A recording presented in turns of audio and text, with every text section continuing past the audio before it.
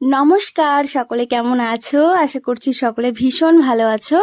আজকে একটা নয় দুটো নয়, আটটা মুকুটের ডিজাইন নিয়ে হাজির হয়েছি। আমার মাথায় অনেক চাপ, মানে এই 8টা মুকুট আমি কতদিনে শেষ করতে পারবো।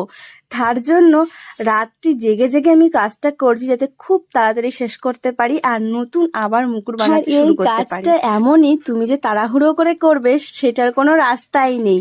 প্রতিটা স্টেপ তোমাকে সূক্ষ্মভাবে করতে হবে এবং ধৈর্য সহকারে। যাই হোক, প্রায় 3 দিন 3.5 দিন পরে আমার এই কাজটা সম্পূর্ণ হয়েছিল।